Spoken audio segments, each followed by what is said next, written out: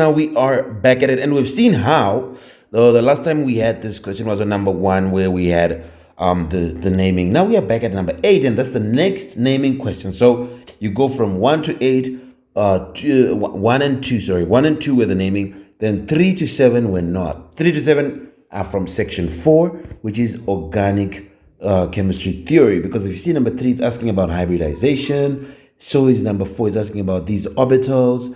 Okay, here we have hybridization, here we have orbitals.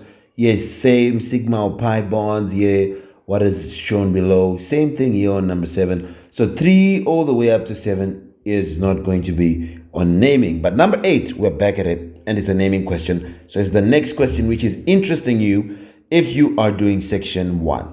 Now, they've given us structures and they want us to draw the structural formulas, okay? So they've given us the names and they want us to draw the structural formulas. Let's do that.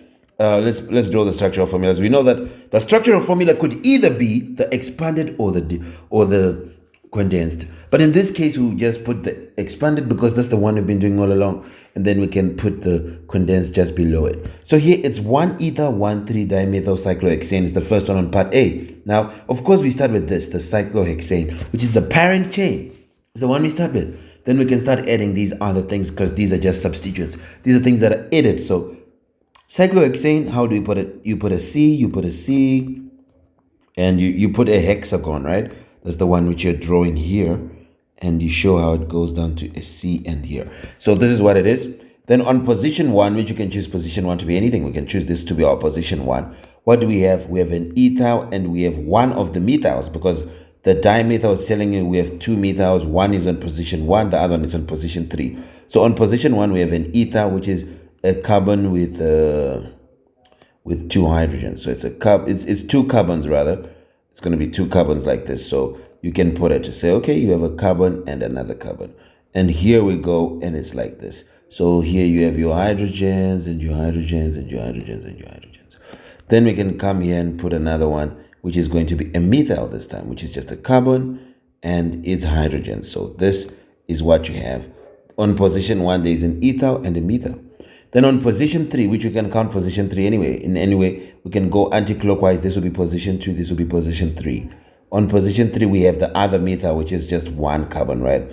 And there we go with its 3 things here. Okay, sometimes you see them just right. This is a CH3 out here, okay? Either way, the rest are hydrogens. So we can now put the hydrogens to put a hydrogen and a hydrogen. Then here we come and we do it like this, and there's a hydrogen and a hydrogen. Then we come and we do it like this. There is a hydrogen and a hydrogen. Okay.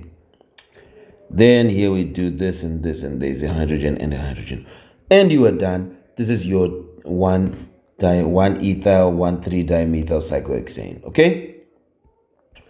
Now we are going to go to, this is 8A. Now we go to B, right? This is A. Now we go to B. B, we have 1-1-1. Then trifluoromethane, okay?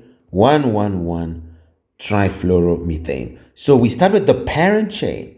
Remember to start with the parent chain. So it's a methane. Well, methane, so easy. It's just 1 carbon, okay, and hydrogen. So here we have trifluoro, which is 3 fluorines, okay, which is Fl, Fl, and an Fl, okay? So fluoro, I don't know, is it an F like this, Fl? Or fluorine is just an F rather, I'm sorry, not Fl. But here we have an F. Then here we have a hydrogen. This is going to be it, and you'll be having your thing. So this is trifluoromethane. So that's what it is. Now we go to C, which is the last one. Even if you wanted to put it, this is the cyclo things. Cyclic compounds, you can only show the displayed formula, and you can't and the bond line. You cannot put the condensed structural formula. It's impossible. So remember that. You can't say CH, then Ca. No, you can't do that for cyclic compounds.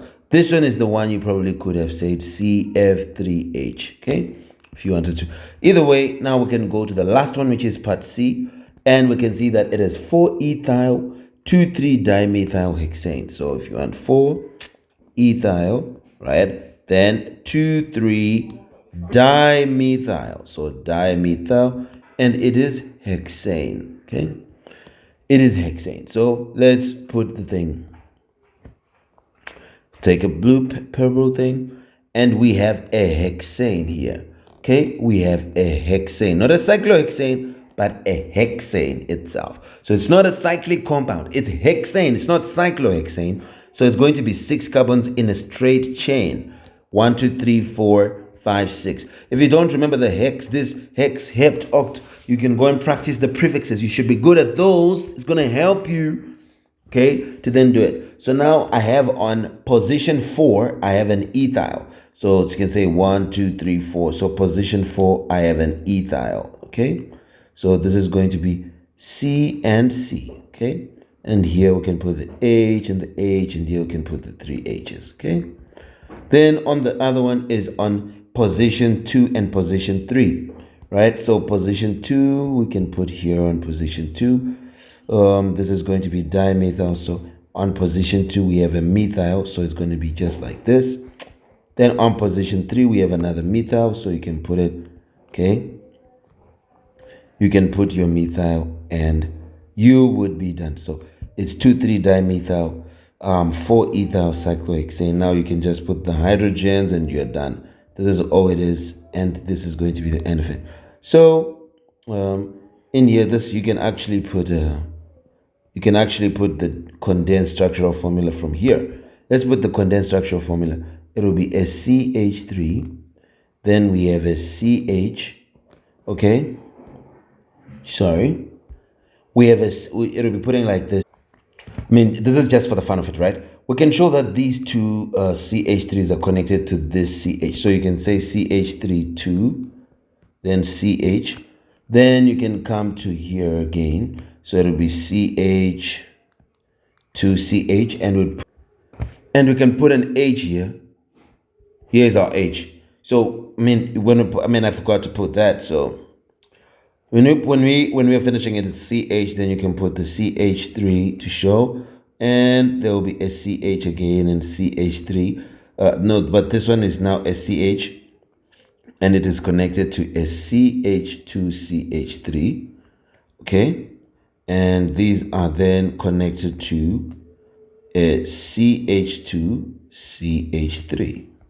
So we can have it like this.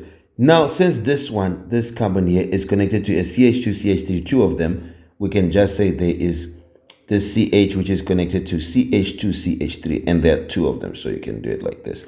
So it's a CH2, and I hope you understand. So it's a CH3 connected to this guy. Then there's this CH3 connected to this guy, which is also connected to a CH2CH3, 2 of them. These ones, this one and this one. Anyway, that will bring it to the end of this one. And when you have done this, you would have shown the whole thing and you would be done. So we go to the next one, which is number 9. Goodbye for now. See you in the next one.